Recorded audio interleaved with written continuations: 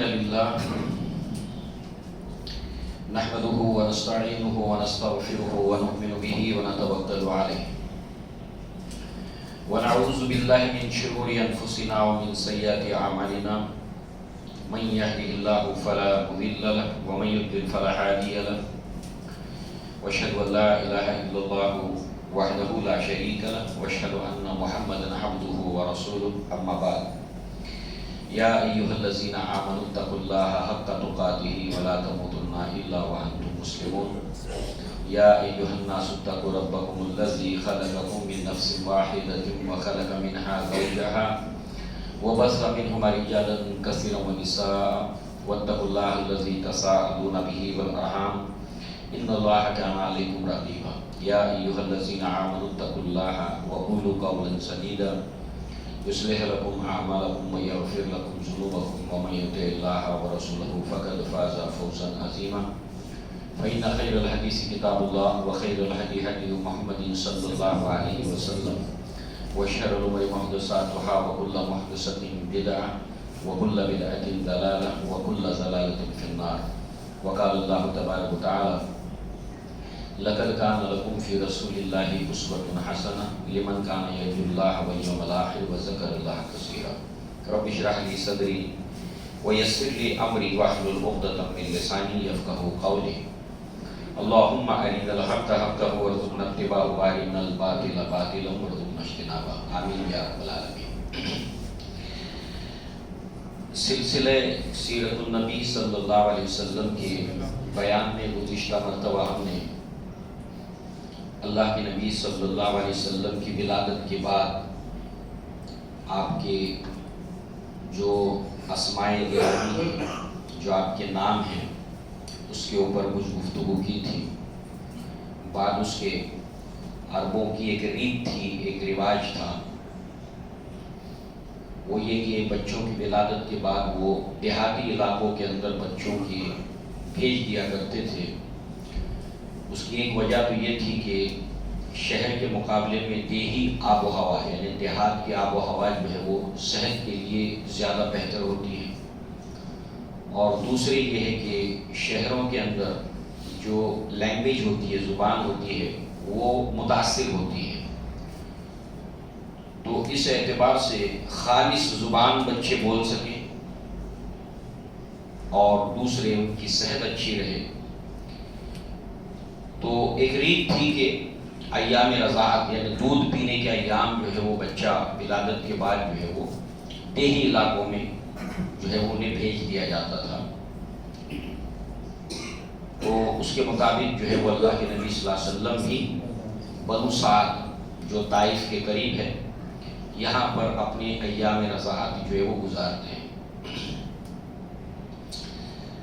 اللہ تعالیٰ کی جو تدبیریں ہوتی ہیں، اللہ کے جو پلانز ہوتے ہیں، وہ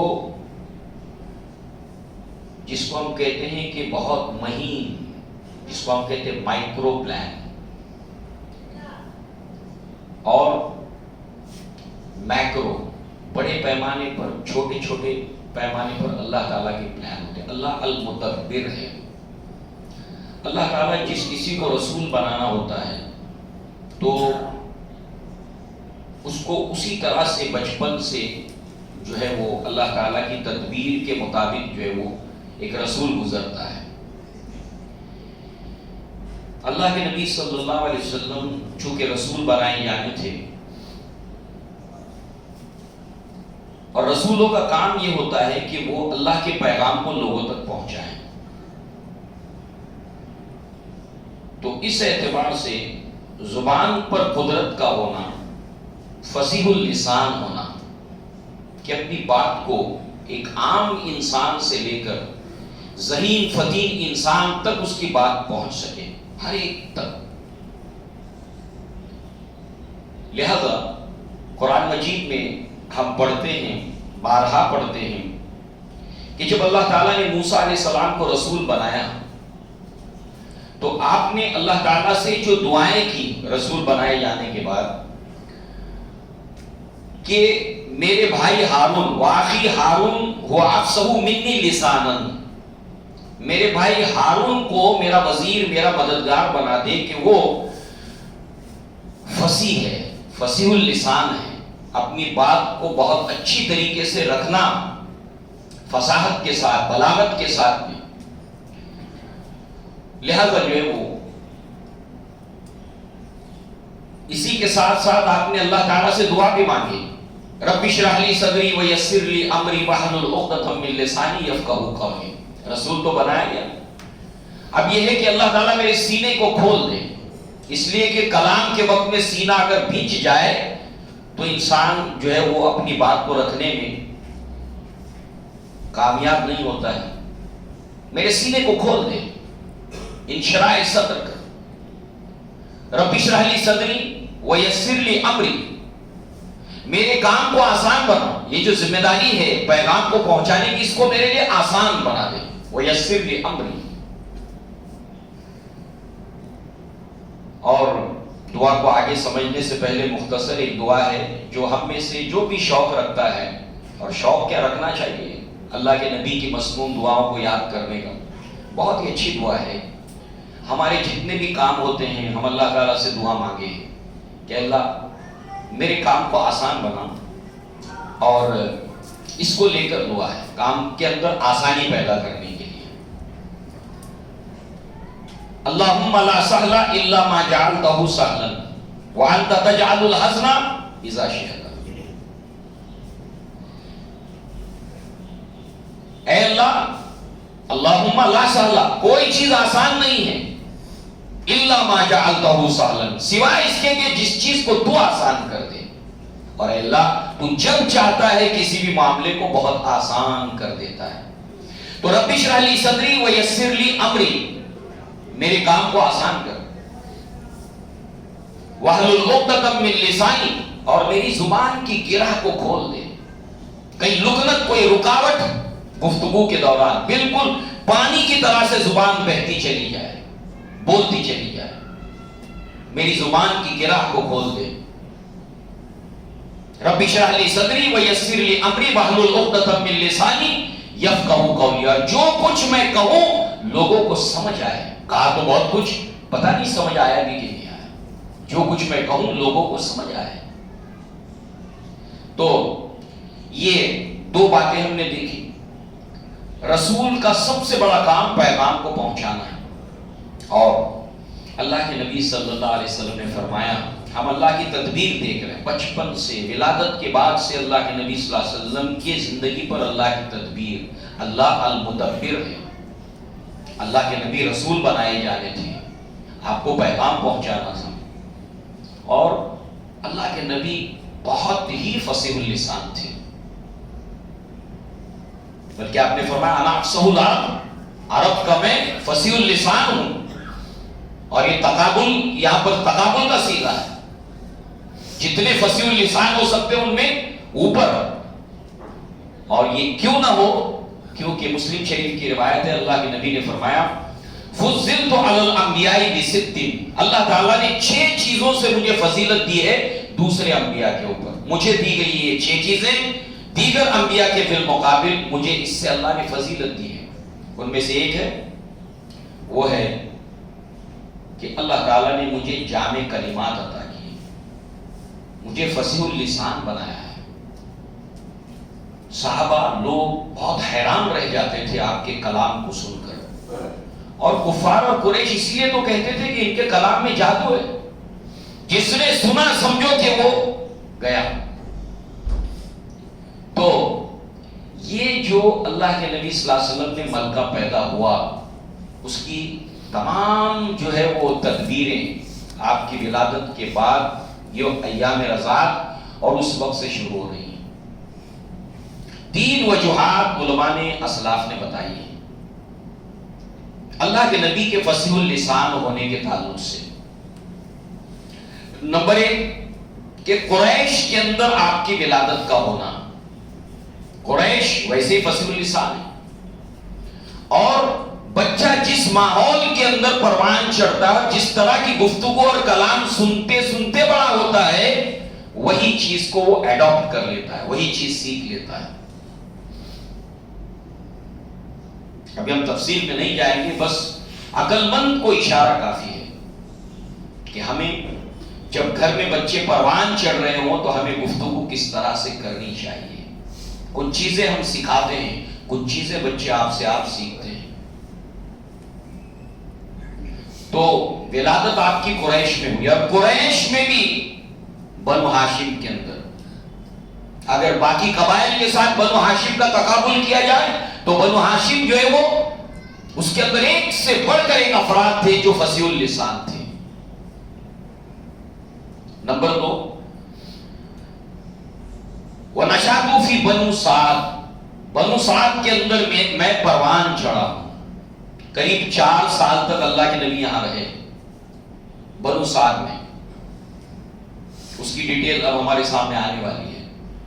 اور یہاں پر حلیمہ سعدیہ ہو جو انہوں نے نقشہ کھینچا ہے اپنے مکہ آنے اور جانے کا، جو دراصل ایک سفر نامہ جو ہوتا ہے، کوئی انسان جرنی کرتا ہے تو اپنے مشاہدات، آبزرویشن، حالات کو لکھتا ہے، بہترین سفر نامہ کی مثال مختصر تھا، فصیح اللسان، یعنی والدہ کی گفتگو کے اثرات بچوں پہ پڑتے ہیں۔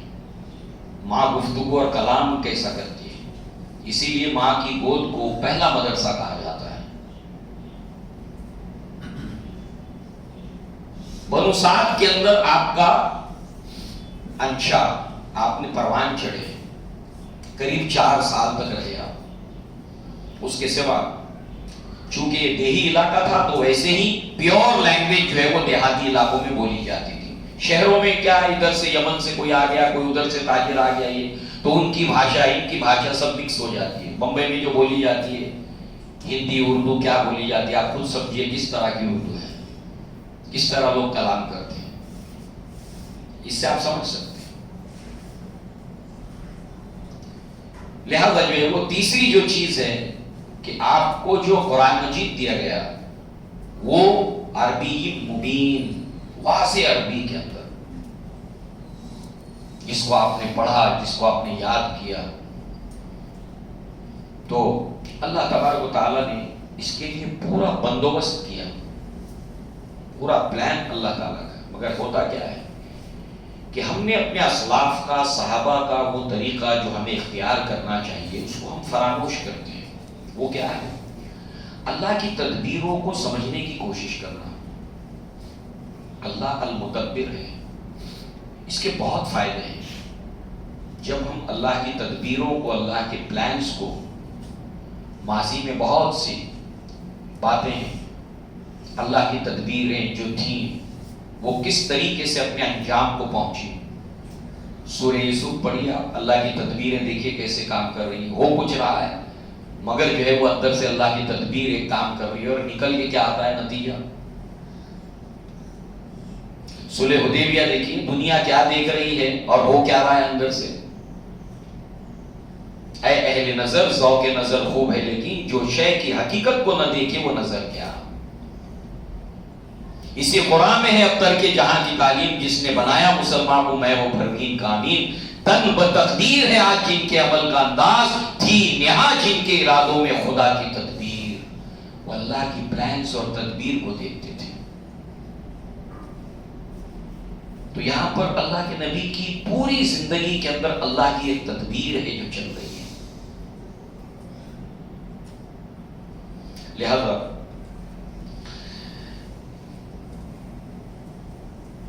آپ کی جو والدائیں ہیں ان میں سب سے پہلے وہ والدہ جن کے ذریعے سے آپ کی ولادت ہوئی، آمنہ۔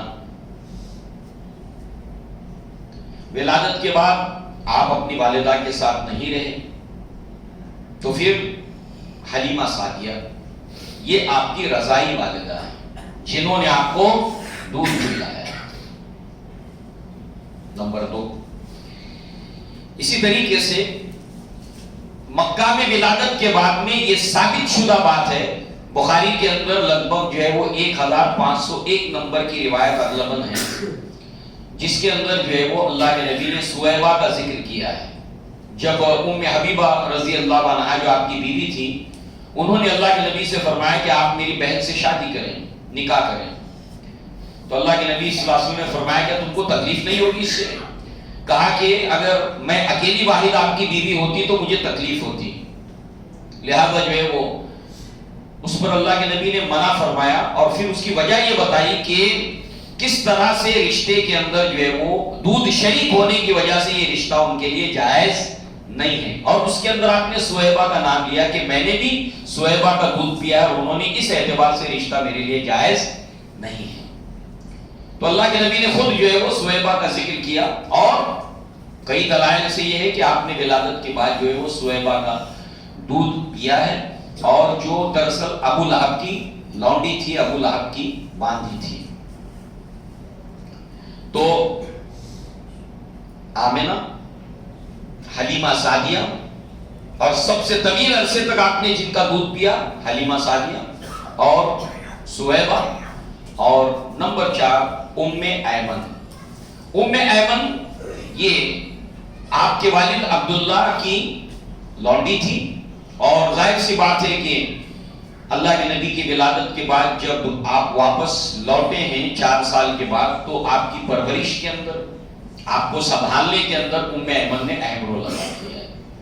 تو یہ 4 جو ہے وہ آپ کو یاد رکھنا ہے۔ اللہ کے نبی صلی اللہ علیہ وسلم کی والدہ تو زیادہ دنوں حیات نہیں رہی، مگر ان میں سے جو آپ کی والدائیں ہیں باقی وہ حیات رہیں، اس میں سے اسلام بھی لائیں۔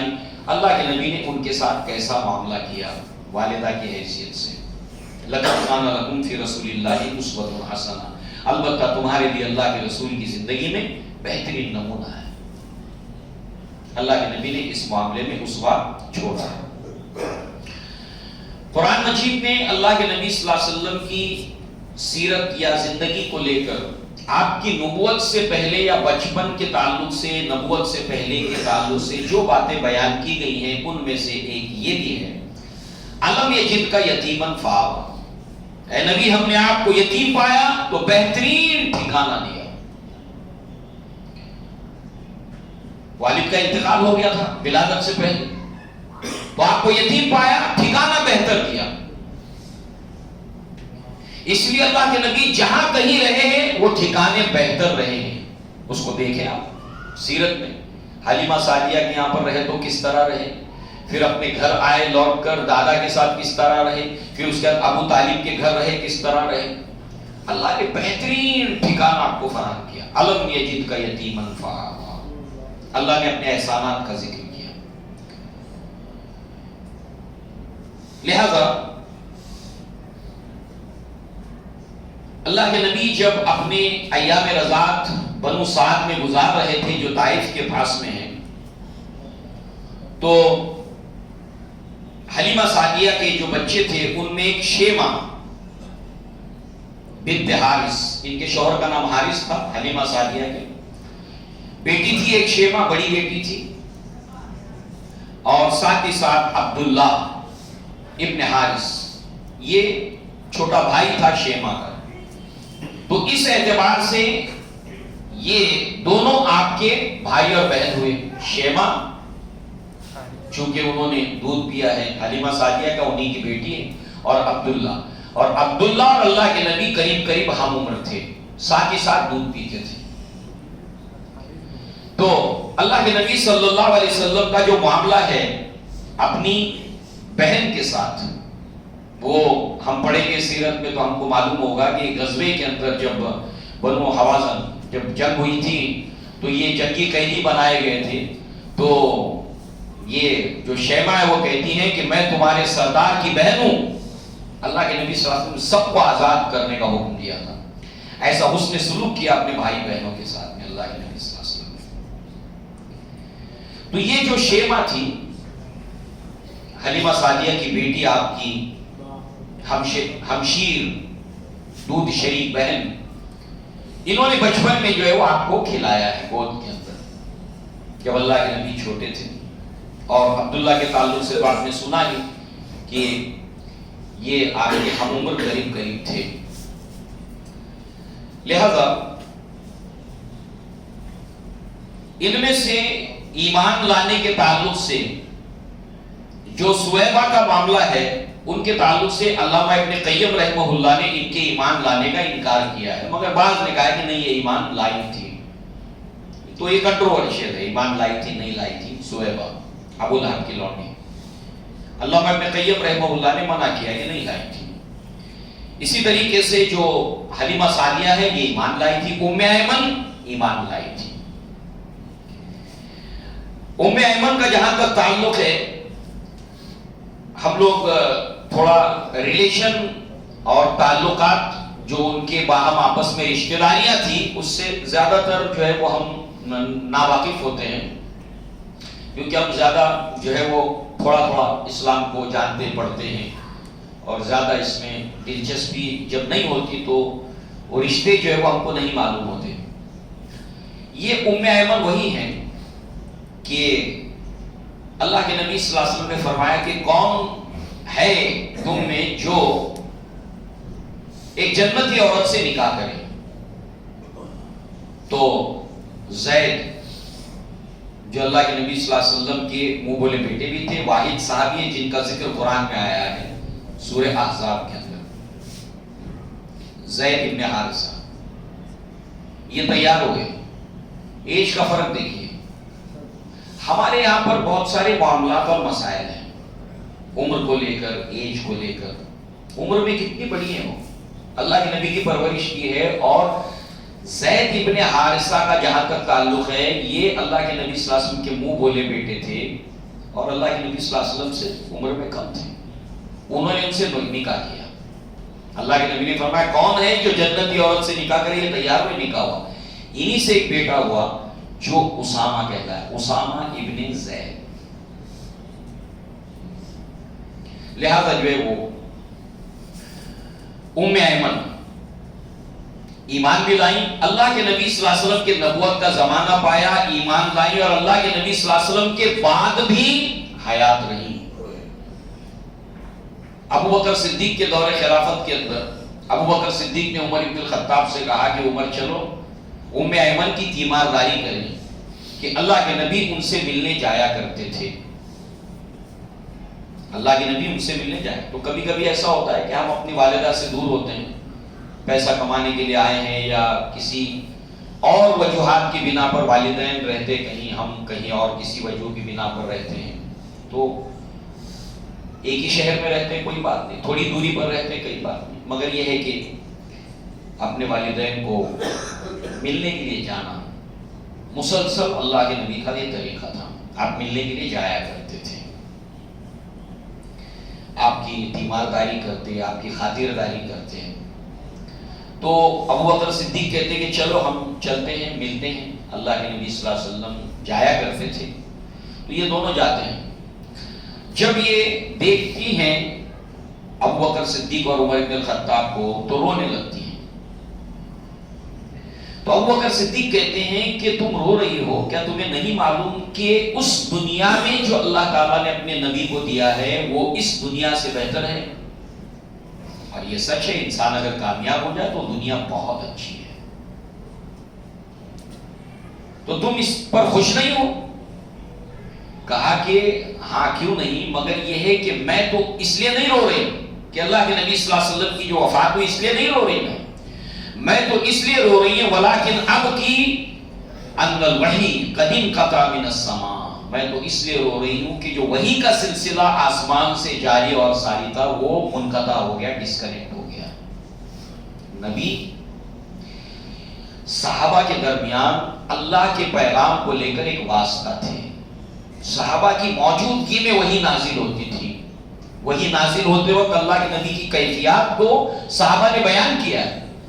کوئی معاملہ ہو اللہ تعالیٰ رہنمائی کرتا تھا. گویا کہ یہ اتنا بڑا صدمہ تھا کہ ایک جو ذریعہ تھا اللہ تبارک و تعالیٰ کے طرف سے کہ وحی کا ایک سلسلہ جاری تھا، اللہ کے نبی ہمارے درمیان موجود تھے، وہ منقطع ہو گیا، وہ کٹ گیا. صحابہ سوال پوچھتے تھے اللہ کے نبی صلی اللہ علیہ وسلم سے. اللہ کے نبی صلی اللہ علیہ وسلم کی طرف اللہ تعالیٰ وحی کرتا تھا. یسألونک عن الانفال، اے نبی آپ سے انفال کے بارے میں سوال پوچھتے ہیں، اے نبی آپ سے یہ سوال پوچھتے ہیں، اے نبی. اللہ کے نبی سے سوال پوچھتے تھے اور اللہ کے نبی اپنی طرف سے کچھ نہیں کہتے تھے، اللہ وحی نازل کرتا تھا، گویا وہ جواب اللہ کی طرف سے آتا تھا. وہ ڈسکنیکٹ ہو گیا. اس لیے میں رو رہی ہوں۔ تو یہ ام ایمن اور اللہ کے نبی صلی اللہ علیہ وسلم کہا کرتے تھے کہ میری والدہ کے بعد یعنی آمینہ کے بعد امی بعد امی، ام ایمن کو کہا کرتے تھے میری امی کے بعد یہ میری امی ہیں، یہ میری والدہ ہیں۔ یہ عثمان ابن عفان کے زمانے میں ان کا انتقال ہوا۔ ابو بکر صدیق کا پورا دور دیکھا، عمر ابن الخطاب کا پورا دور دیکھا، عثمان ابن عفان کے زمانے میں ان کی وفات ہوئی ہے۔ سابقون الاولون میں سے ہیں، جو ابتدائی دور میں اسلام لائے تھے، ان میں سے یہ صحابیاں ہیں جن کا مرتبہ بہت بڑا ہے۔ ان صحابیات کا، ان صحابہ کا مرتبہ بڑا ہے جو سابقون الاولون ہیں۔ قرآن میں اللہ تعالیٰ نے اسی اصطلاح کے ساتھ میں ذکر کیا سورہ برات کی آیت نمبر 100 کے اندر، والسابقون الاولون من المہاجرین والانصار۔ تو سابقون الاولون میں سے ہیں یہ صحابیہ ام ایمن جو اللہ کے نبی صلی اللہ علیہ وسلم کی والدہ تھی۔ اسی کے ساتھ ساتھ جو ہے وہ جب اللہ کے نبی صلی اللہ علیہ وسلم جب یہ ایام اپنے گزار رہے تھے بنو سعد کے اندر، اور وہاں پر اللہ کے نبی صلی اللہ علیہ وسلم نے بہت سے اپنے جو تجربات تھے جو وہاں پر گزارے ہیں، آپ نے وقت گزارا ہے، جو اپنی بچپن کی یادیں ہیں دور نبوت کے اندر صحابہ کے ساتھ میں اس کو شیئر کیا ہے۔ اللہ کے نبی صلی اللہ علیہ وسلم نے بتایا کہ یہ وہ تالاب ہے، یہ ہے جہاں پر میں تیرا کرتا تھا۔ آپ لوگوں میں سے جتنے بھی یہ نوجوان ہیں کتنے لوگ تیرنا جانتے ہیں؟ تیرنا جانتے ہیں؟ تیرنا سیکھنا چاہیے، اور ویسے بھی سوئمنگ بہت بیسٹ ایکسرسائز ہے۔ اللہ کے نبی نے بتایا میں یہاں تیرا کرتا تھا۔ تیرا کی آنی چاہیے، اپنا وقت اس کے اوپر تھوڑا ٹائم دے کر سیکھنا چاہیے تیرا۔ یہ وہ تالاب ہے جہاں میں تیرا کرتا تھا، یہ چھوٹی ہے جہاں پر ایک پرندہ بیٹھا کرتا تھا، میں اس کو اڑایا کرتا تھا۔ تو اللہ کے نبی نے وہ جو بچپن کے ایام ہیں جب یہاں سے اللہ کے نبی کا گزر ہوا نبوت کے زمانے میں، تو صحابہ کو سارے نبوت کے پہلے کے واقعات اللہ کے نبی بتایا کرتے تھے۔ اور وہ جو ماحول ہوتا تھا، بہت سے علماء نے، اسلاف نے اللہ کے نبی کی مجلسوں کا ذکر کیا ہے۔ یعنی ایک تو وہ ہے کہ ہم جتنا پڑھتے ہیں کہ اللہ کے نبی صلی اللہ علیہ وسلم یہ فرمایا، یہ فرمایا، احکامات ہیں، اوامر ہیں، نواہی ہیں، اللہ کے نبی کی سیرت پڑھیں۔ مگر اللہ کے نبی جب صحابہ کے ساتھ مجلس میں بیٹھتے تھے نا، صحابہ کے ساتھ جب اللہ کے نبی بیٹھتے تھے، کوئی اجنبی ہوتا کوئی، تو اس مجلس کا معاملہ ہی الگ تھا۔ بہت کچھ وہاں سے ہم کو سیکھنے کو ملتا ہے۔ جیسے صحابہ بیٹھے، ایک بدو آ گیا تو صحابہ خوش ہو جاتے تھے۔ کوئی بدو آ گیا دیہاتی تو صحابہ خوش ہو جاتے تھے۔ کیوں؟ وجہ کیا ہے؟ کیونکہ ان کو پتا ہے کہ دیہاتی لوگ جو ہے تھوڑا سا کوئی بھی سوال، کوئی بات پوچھنا ہے تو ڈائریکٹلی پوچھ لیتے ہیں، کوئی ان کو لحاظ یا کوئی ایسی چیز ہوتی نہیں۔ تو بہت سی باتیں پوچھنے میں جو صحابہ کو شرم آتی تھی اللہ کے نبی کے ادب کے بارے میں، تو یہ صحابہ سوچتے تھے کہ کچھ پوچھیں گے، ہم نہیں پوچھ پاتے ہیں، تو اب ہمارے علم میں اضافہ ہوگا۔ اور وہ لوگ بات بھی بے باکی سے کرتے تھے۔ اللہ کے نبی صلی اللہ علیہ وسلم سے ایک بدو آ کر کہتا ہے کہ اللہ کے نبی مجھے بتائیے کہ جنت میں داخلے کے تعلق سے، تو اللہ کے نبی نے فرمایا کلمہ شہادت کو ادا کر دینا، رات اور دن میں 5 وقت کی نماز پڑھنا، صاحب استعداد ہے، زکوٰۃ ہے اور حج ہے۔ تو کہا کہ آپ نے جتنا بتایا نہ میں اس سے کم کروں گا نہ اس سے زیادہ کروں گا۔ اب چلا گیا، اب ایسا کوئی کہے گا نہیں صاحب سے، وہ اس نے کہہ دیا۔ اور جب جانے لگا تو اللہ کے نبی نے فرمایا کہ کوئی اگر جنتی انسان کو دیکھنا چاہے تو دیکھے اسے۔ تو ان مجلسوں کے اندر جو ہے وہ اللہ کے نبی صلی اللہ علیہ وسلم جو ہے وہ اور صحابہ جب بیٹھتے تھے تو وہ ایک صحابہ نے اپنا ایکسپیرینس جو پیش کیا ہے، کوئی نیا آدمی جب آتا تھا جس نے اللہ کے نبی کو پہلے کبھی نہیں دیکھا ہے، ایک دیہاتی آیا بدو، اللہ کے نبی کے سامنے تھوڑا سا کانپنے لگا، روب اللہ کے نبی کا ایسا پڑا کہ کانپنے لگا۔ اللہ کے نبی نے اس کے سینے کے اوپر ہاتھ رکھا اور کہا کہ جس طرح تمہاری والدہ گوشت کے سوکھے ٹکڑے کھایا کرتی تھی، ایسے میری بھی والدہ کھایا کرتی تھی۔ یعنی عربوں کے اندر جو ہے وہ جو اسٹور کر کے رکھنے والا اناج ہوتا تھا، جیسے ہمارے یہاں پر فریج کے اندر رکھتے تاکہ خراب نہ ہو، تو گوشت کو سکھایا جاتا تھا اور سکھا کر اس کو استعمال کرتے تھے، وہ خراب نہیں ہوگا۔ اب ایک کامن چیز جب ہوتی ہے کہ آدمی جو ایک عام آدمی ہوتا ہے، لے مین ہوتا ہے، جس کو زیادہ سمجھ نہیں ہوتی ہے، وہ سمجھتا ہے یہ کچھ اور ہی مخلوق ہے. کسی بڑے آدمی کو کیا سمجھتا ہے؟ یہ کچھ اور ہی مخلوق ہے، ہم جو کچھ کرتے شاید یہ نہیں کرتے ہوں گے، ہم کہاں یہ کہاں، اس طرح کے خیالات اس کے ذہن میں ہوتے ہیں. تو اللہ کے نبی نے فرمایا کہ نہیں نہیں، یہ جو ہے وہ تم جیسے تمہاری والدہ ہے جو گوشت کے سوکھے ٹکڑے کھایا کرتی تھی، ایسے میری بھی والدہ کھایا کرتی تھی. تو اس کا ڈر، اس کا جو خوف تھا وہ نکال دیا. ایک مرتبہ اللہ کے نبی کے ساتھ جو رہتا اس کے اوپر روک طاری ہوتا، پہلی مرتبہ، فرسٹ ٹائم. مگر ایک مرتبہ اگر آپ کے ساتھ وقت گزارا تو اس کے بعد جو ہے وہ آپ سے جدا ہونے کو اس کا دل نہیں کرتا تھا. ہمیشہ جی چاہتا تھا کہ نبی کے ساتھ رہے، آپ کی صحبت میں آپ کے ساتھ وقت گزرے. ایسے تھے اللہ کے رسول صلی اللہ علیہ وسلم. تو لہٰذا اپنے بچپن کے واقعات کو اللہ کے نبی صلی اللہ علیہ وسلم نے سنا بھی، اور اللہ کے نبی سنا بھی کرتے تھے. صحابہ سے ان کی زندگی کے واقعات کو سنا کرتے تھے. یہ بہت ضروری ہے ایک مربی کے لیے، یہ بہت ضروری ہے ایک معلم کے لیے، ایک ٹیچر کے لیے، ایک عالم کے لیے. اپنی بات بھی سنائے، لوگوں کی بات بھی سنیں. ایک صحابی رسول آتے ہیں، صحابہ کی مجلس ہے، اور وہ دکھی ہیں، رونے لگتے ہیں، کیونکہ دور جاہلیت میں انہوں نے اپنی بچی کو زندہ دفنایا تھا. وہ جب قصہ سنانے لگتے تو اللہ کے نبی زاروں قطار رونے لگتے ہیں. تو لوگ کہتے کہ تم نے اللہ کے نبی کو جو ہے وہ غمگین کر دیا. اللہ کے نبی نے روکا کہ نہیں، ان کو کہنے دو. اللہ کے نبی لوگوں کی بات سنتے بھی تھے اور اپنی واقعات جو نبوت سے پہلے کے ان کو سناتے بھی تھے. ایسی بہت سی مثالیں ہمارے سامنے آئیں گی. ہم اس کی تفصیل میں نہیں جائیں گے کہ ایک عالم کے لیے، ایک مربی کے لیے، ایک مدرس کے لیے، ایک معلم کے لیے کیوں ضروری ہے، اس کے ایفیکٹس کیا ہوتے ہیں تعلیم اور تدریس کے میدان میں، تربیت کے میدان میں اس کے ایفیکٹس کیا ہوتے ہیں. ہم اس کی تفصیل میں نہیں جائیں گے. بہرحال جو ہے وہ اس طرح سے اللہ کے نبی صلی اللہ علیہ وسلم نے یہ اپنے ایام جب یہاں پر گزارے ہیں تو اس کے واقعات کو صحابہ کرام کو سنایا. اس کے علاوہ جو ہے وہ جب 2 سال کا عرصہ گزر گیا، اللہ کے نبی صلی اللہ علیہ وسلم نے 2 سال کا عرصہ گزارا، جو رضاعت کا جو ایام ہے وہ گزر گئے، اور پہلے جیسا تھا 2 سال اسلام کے بعد بھی ویسا ہی ہے. قرآن مجید میں سورہ بقرہ میں، سورہ لقمان میں اللہ نے دودھ چھڑانے کی مدت 2 سال بتائی ہے. حملتہ امہ وہنا علی وہن وفصالہ فی عامین ان اشکر لی ولوالدیک، کہ اس کی ماں نے اس کے بوجھ کو اٹھایا تکلیف پر تکلیف سہ کر اور دودھ چھڑایا 2 سالوں میں، تو شکر مان میرا اور اپنے ماں باپ کا. تو گویا کہ 2 سال کی مدت جو ہے وہ اب ہو گئی پوری. اب بچے کو لوٹا دینا ہے. ساری دائیاں جو ہیں وہ اپنے اپنے بچوں کو جو زیر پرورش تھی ان کو لے کر چلی ہیں. اللہ کے نبی صلی اللہ علیہ وسلم کو جو حلیمہ سعدیہ یہ لے کر چلی، مگر جی نہیں چاہتا تھا کہ اللہ کے نبی صلی اللہ علیہ وسلم سے جدا ہونے کا. ایسی برکتیں دیکھی تھی.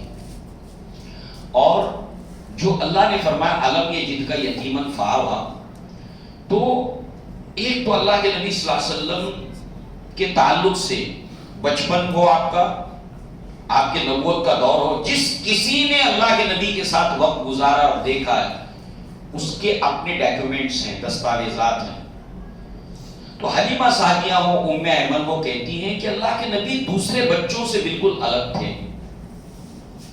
یعنی ذہنی پختگی آپ کہیں، میچورٹی آپ کہیں، وہ دوسرے بچوں کے مقابلے میں آپ کا رویہ، آپ کا بیہیویئر، آپ کا سمجھ بوجھ بالکل ڈیفرنٹ تھی، ایک دم الگ. اور دوسرے بھائی سے برکت، اللہ تعالیٰ نے آپ کو بھائی سے برکت بنایا تھا.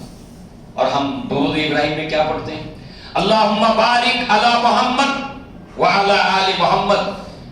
اے اللہ تعالیٰ محمد صلی اللہ علیہ وسلم کے اوپر برکت نازل فرما، ان کے آل کے اوپر بھی. اللہ کے نبی بچپن سے بڑے بابرکت تھے، جہاں آپ رہتے بابرکتی تھی. تو یہ تمام چیزیں جو ہے وہ اللہ کے نبی سے جدا ہونے کے لیے ان کا دل آمادہ نہیں تھا، نہ ان کا نہ ان کے شوہر حارث کا. جب مکہ پہنچتے ہیں تو کہتی ہیں اللہ کے نبی کی والدہ آمنہ سے کہ ہوا جو ہے وہ شہر کی اچھی نہیں ہے، اور مجھے اندیشہ ہے کہ صحت خراب ہو جائے گی محمد صلی اللہ علیہ وسلم کی، تو میں چاہتی ہوں کچھ دن اور رکے، میرے یہاں کچھ دن اور رہیں. تو اب ماں تو ماں ہوتی ہے، بچہ چاہے جتنا بھی صحت مند ہو، مگر جب وہ دیکھتی ہے بہت دنوں کے بعد تو کہتی ہے کہ میرا بیٹا بہت دبلا ہو گیا ہے. تو لہذا ایک ماں ہے تو کہا کہ ٹھیک ہے، بچے کی صحت کی خاطر جو ہے وہ پھر جو وہ لے گئی. تو 2 سال اللہ کے نبی نے اور گزارے. وہ کون سا واقعہ ہے کہ جس کے بعد حلیمہ سعدیہ اور آپ کے والد تھوڑے گھبرا گئے، اور اس کے بعد جو ہے وہ انہوں نے اللہ کے نبی کو قریب 4 سال کی عمر میں لا کر جو ہے وہ ان کی والدہ کے پاس، آمنہ کے پاس لا کر چھوڑ دیا. اب وہ کون سا واقعہ ہے؟ مسلم شریف کے اندر اور دیگر کتب احادیث میں وہ واقعہ ہے. انس بن مالک رضی اللہ عنہ اس کے راوی ہیں، ان رسول اللہ صلی اللہ علیہ وسلم آتاہ جبریل علیہ السلام، جبریل علیہ السلام فرشتے آئے، وَهُوَ يَلْعَبُ مَعَ الْغِلْمَانِ، اللہ کے نبی صلی اللہ علیہ وسلم بچوں کے ساتھ کھیل رہے تھے، بچے کھیل رہے ہیں. جبریل آئے اور فَأَخَذَهُ، اللہ کے نبی کو آپ نے پکڑا، فَسَرْعَهُ، اور اس کے بعد آپ کو لٹایا، فَشَكَّ عَنْ قَلْبِهِ، اور جو ہے وہ سینے کو شک کر کے، چاک کر کے اس میں سے آپ کا دل نکالا، فَاسْتَخْرَجَ الْقَلْبَ، آپ کا دل نکالا، فَاسْتَخْرَجَ مِنْهُ عَلَقَةٌ، اور پھر اس میں سے دل کے وہاں سے ایک گوشت کا ٹکڑا جو ہے وہاں سے نکالا، علقہ، فَقَالَ هَذَا حَظُّ الشَّيْطَانِ مِنْكَ، اور کہا کہ یہ جو ہے وہ تمہارے اندر سے وہ حصہ ہے جو شیطان سے متعلق ہے، وہ نکال دیا گیا. لہذا ثُمَّ غَسَلَهُ، پھر اس کے بعد میں اس کو دھویا گیا، اس دل کو، تسطن من ذهب، سونے کے جو ہے وہ تشت کے اندر، برتن کے اندر اس کو دھویا گیا، بماء زمزم، زمزم کے پانی سے، اور پھر اس کے بعد میں جو ہے وہ ثم عادہ فی مکانہ، پھر اسی جگہ پر اس کو رکھ کر جو ہے وہ اس کو سیا، اس کو جو ہے وہ اسی جگہ پر جہاں پر وہ دل تھا وہیں پر رکھا گیا، مکانی. وجعل الغلمان یسعون الی امہ، تو جتنے بچے تھے وہ دوڑے دوڑے جو ہے وہ ان کی والدہ کے پاس گئے، یعنی زئرہ، یعنی کہ آپ کی جو رضائی ماں ہے حلیمہ سعدیہ کے پاس دوڑے دوڑے گئے. فقالوا ان محمد قد قتل، کہ محمد صلی اللہ علیہ وسلم قتل کر دیے گئے. بچوں نے دیکھا تھا، انہوں نے جو بھی دیکھا تو ظاہر سی بات ہے یہ کہا کہ وہ قتل کر دیے گئے، انہوں نے اس کا یہی مطلب نکالا.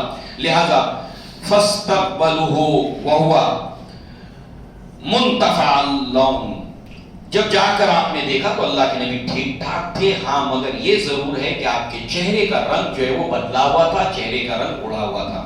قال انس بن مالک رضی اللہ عنہ، یہ راوی انس بن مالک ہے. انس بن مالک کہتے ہیں وقد كنت ارى اثر ذلك المخيط في صدره، اور میں نے اللہ کے نبی صلی اللہ علیہ وسلم کے سینے کے اوپر جو ہے وہ اس کے نشان جو ہے وہ دیکھے ہیں. یہ شک کے صدر کا معاملہ. انس بن مالک تو چھوٹے تھے، نبوت کے زمانے کی بات ہے. انس بن مالک جو ہے وہ جب یہ واقعہ ہوا تو اللہ کے نبی بچے تھے، خود 4 سال کے.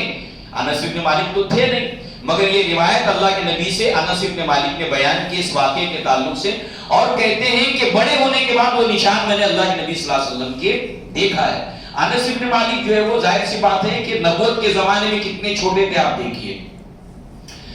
انس بن مالک جو ہے وہ کہتے ہیں کہ میری والدہ مجھے اللہ کے نبی کے پاس میرا ہاتھ پکڑ کر لے آئی. میری والدہ کے پاس 2 اوڑھنیاں تھیں. کپڑے کی قلت کی ہم تو تصور بھی نہیں کر سکتے اس کا، کپڑے کی قلت، کھانے کی قلت. تو لہذا جو ہے وہ 2 اوڑھنیاں تھیں، ان میں سے ایک اوڑھنی کو آپ نے بیچ میں سے پھاڑ دیا، ایک سے میرا تہبند بنایا، ایک کو میرے کاندھے کے اوپر ڈالا، میرا ہاتھ تھام کر نبی کے پاس آتی ہیں اور کہتی ہیں اللہ کے نبی یہ میرا انیس ہے. انس پیار سے کہا یہ میرا انیس ہے، اے اللہ کے نبی میرے بچے کے لیے آپ دعا کر دیجیے، اور یہ آپ کی خدمت کرے گا. کوئی وضو کا پانی ہے، یہ ہے، چھوٹے موٹے کام جو ہے وہ یہ آپ کے کر دیا کرے گا. یہ جذبہ تھا صحابیات کا، یہ جذبہ تھا کہ وہ اپنے بچوں کو زیادہ سے زیادہ اللہ کے نبی صلی اللہ علیہ وسلم کے قریب رکھنا چاہتی تھی تاکہ ہمارا بچہ اللہ کے نبی صلی اللہ علیہ وسلم سے فیض یاب ہو. لہذا جو ہے وہ ہوا یہ کہ اس پر اللہ کے نبی نے انس بن مالک کو دعا کی کہ اللہم زد فی مالہ و ولدہ، اے اللہ تعالیٰ تو اس بچے کے مال میں اور اولاد میں زیادتی اور کثرت عطا فرما. اللہم اکثر فی مالہ و ولدہ. انس بن مالک کہتے ہیں اللہ نے مال مجھے اتنا دیا بتاتے اس کے بارے میں، اور اولادیں تو اللہ تعالیٰ نے مجھے اتنی دی کہ میری اولادیں، پھر میرے نواسے، نواسیاں، پوتے، پوتیاں، ان کے بچے، ان کے بچے. میں نے اپنی زندگی میں قریب 100 دیکھے ہیں. ایک انسان اپنی اولاد کے علاوہ 100 دیکھے. آپ اندازہ کیجیے، اللہ کے نبی کی دعا تھی.